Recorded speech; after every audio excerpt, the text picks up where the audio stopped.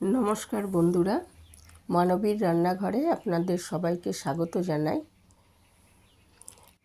আশা করি আপনারা সবাই ভালোই আছেন।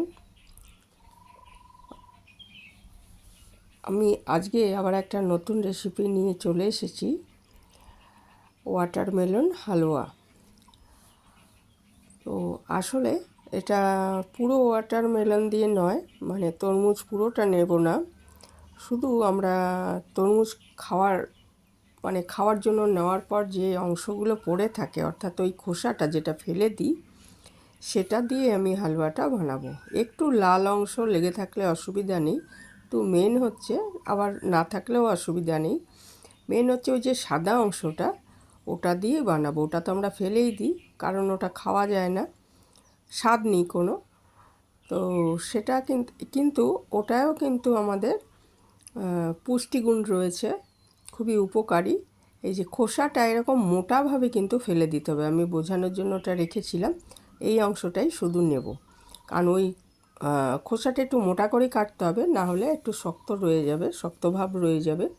এটাকে তো আমি পেস্ট বানাবো, তখন শক্ত ভাব রয়ে যাবে, কাজে মোটা করে খোসাটা কেটে নিতে হবে। আর লাল অংশটা থাকলেও হবে, একটু না থাকলেও হবে। আমি এই তরমুজ দিয়ে জুস বানিয়েছি, তারপরে এই অংশটা পড়ে আছে, এটা আমি হালুয়া বানাবো। দেখুন, আমি খোসাটা মোটা করে কেটে নিয়েছি।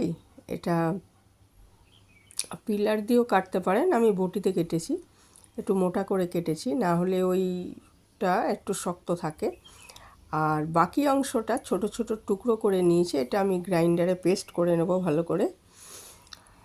আর পেস্ট করে নেওয়ার পর সেখানে যদি শক্ত অংশ কিছু থাকে সেটা ফেলে দেবেন, কারণ হালুয়া একদমই মানে মুখে দিলে কোনো শক্ত ভাব থাকবে না, মুখে দিলে মিলিয়ে যাবে, এই ধরনের হবে জিনিসটা। আর শক্ত ভাব থাকলে তো ভালো লাগবে না, কাজে এটা ভালো করে পেস্ট করে নিতে হবে। আর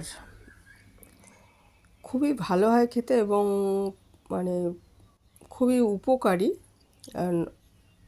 এটার যথেষ্ট পুষ্টিগুণ আছে। হালুয়া ছাড়াও এই অংশটা দিয়ে চাটনি বানানো যায়, বা সবজি বানানো যায়, বা অনেক অন্য একাধিক জিনিস তৈরি করা যায়। আমি ওটা দেখুন পেস্ট করে নিয়েছি, নিয়ে এবারে আমি একটা কড়াইটা গরম করে 2 চামচ ঘি দিয়ে দিলাম। 2 থেকে 3 চামচ ঘি দেবেন। আর তরমুজের যে আমি পেস্টটা নিয়েছি খোসার, একদম দিয়ে দিলাম আমি 2 চামচ সুজি, ঘিটা গরম হওয়ার পর।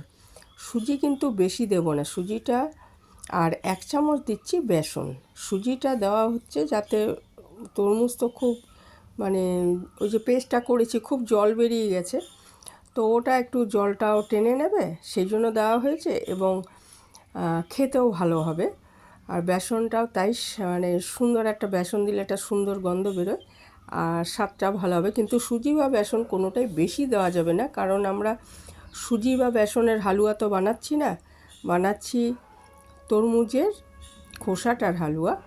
তো সেই জন্য আমি সুজি বা বেসন বেশি দিলে সেই স্বাদটা নষ্ট হয়ে যাবে, কাজেই আমি 2 চামচ সুজি আর 1 চামচ বেসন দিয়েছি। এবার ঘি দিয়ে এটা খুব ভালো মতো ভেজে নিলাম। ভালো মতো ভেজে নেওয়ার পর দেখুন একটু লাল ভাব চলে আসছে, এই সময়টায় আমি দিয়ে দিচ্ছি, যে আমি পেস্টটা করে রেখেছি তরমুজের খোসার, সেই পেস্টটা 2 কাপ মতো, আমি 2 কাপ মতো হয়েছে এটা। 2 কাপ মতো, আমি হিসাবটা বুঝতে সুবিধা হবে ওই জন্য আমি 2 কাপ কথাটা বললাম। 2 কাপ মতো পেস্ট এর মধ্যে দিয়ে দিচ্ছি, দিয়ে এটা খুব ভালো মতো, দেখুন প্রথমে 1 কাপ দিয়েছিলাম, আর এটাও প্রায় 1 কাপ মতো আছে। তো এটা আমি ভালো মতো, একটু প্রচুর জল থাকে তো, এটা একটু 4-5 মিনিট এটা আগে জাল দিয়ে একটু শুকিয়ে নেওয়ার পর, তাতে কিছুটা সেদ্ধও হয়ে যাবে জিনিসটা। নেওয়ার পর এর মধ্যে আমি হাফ কাপ মতো চিনি বা 5 চামচ মতো চিনি দিয়ে দেবো। আগে এটা খানিকটা শুকিয়ে নেব জাল দিয়ে। তো খানিকটা দেখুন শুকনো হয়ে এসছে। এই অবস্থায় জলটা অনেকটা কমে গেছে। এই অবস্থায় আমি 5 চামচ মতো চিনি এর মধ্যে দিয়ে দিলাম। দিয়ে এইটা আবারও 8 থেকে 10 মিনিট এটা জাল দিয়ে নিতে হবে, কারণ চিনির থেকেও আবার জল ছাড়বে। এবারে এটাকে একদম শুকনো শুকনো হবে হালুয়া, কাজে আমি প্রায় 8 থেকে 10 মিনিট এটা আবার জাল দিতে হবে আমাকে। আঁচটা মিডিয়াম রাখবো, চড়া আঁচ রাখলেও সেটা যেন লেগে না যায় সেটা দেখতে হবে। 4টে ছোটো এলাচ আর খুব ছোট এক টুকরো জায়ফল এটা আমি গুঁড়ো করে নিচ্ছি। এই গুঁড়োটা আমি এর মধ্যে দেব, তাহলে খুব সুন্দর একটা গন্ধ আসবে আর স্বাদটাও বেড়ে যাবে।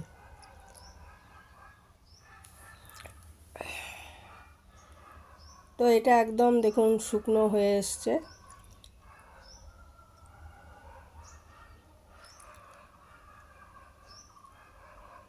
এই অবস্থায় আমি ওই 4টে এলাচ আর ওই যে ছোট্ট এক টুকরো জায়ফলের গুঁড়ো করে রেখেছিলাম ওটা দিয়ে দিলাম এর মধ্যে। হ্যাঁ, এটা দিয়ে দেওয়ার পর আরেকটা জিনিসের সাথে আমি মেশাবো, সেটা হচ্ছে এটা তো দেখুন একদমই শুকনো হয়ে এসছে। এর মধ্যে আমি দিয়ে দেবো 1 কাপ দুধ। দুধটা ফুল ক্রিম মিল্ক হলে স্বাদটা ভালো হয়, তবে আমি কিন্তু এমনি নর্মাল যে টোন দুধটা ব্যবহার করি আমরা সেইটাই দিয়েছি।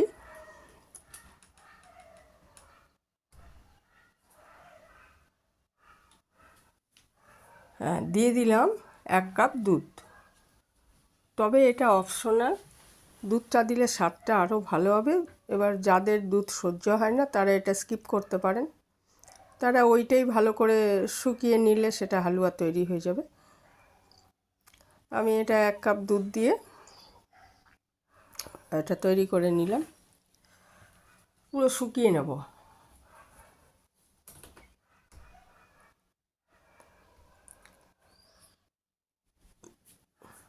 একদম শেষে যখন শুকিয়ে আসবে তখন আমি একটু পেস্তা কুচি এবং আলমন্ড কুচি দিয়ে দেব। আঁচটা একটু বাড়িয়ে দিয়েছি, দিয়ে এটা শুকিয়ে নিচ্ছি ভালো করে। পেস্তা কুচি আর বাদাম কুচি একটু দিয়ে দিলাম আমি, আলমন্ড বাদাম যেটা,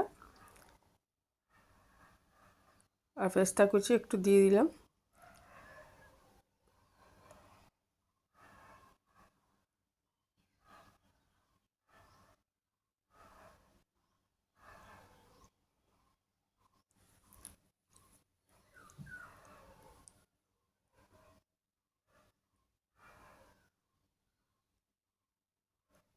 দুধটা দেওয়ার পর মিনিট 5 রান্না করতে হয়, তাহলেই শুকিয়ে যাবে। আর এ দেখুন একদম তৈরি হয়ে গেছে আমার হালুয়াটা। এটা আমি আস্তে আস্তে একটা বাটিতে তুলে নিচ্ছি। ওপর থেকে পরিবেশনের সময় ছড়িয়ে দিন কিছু আলমন্ড কুচি আর পেস্তা কুচি। ভীষণ ভালো হয় খেতে, একবার ট্রাই করে দেখতে পারেন বাড়িতে।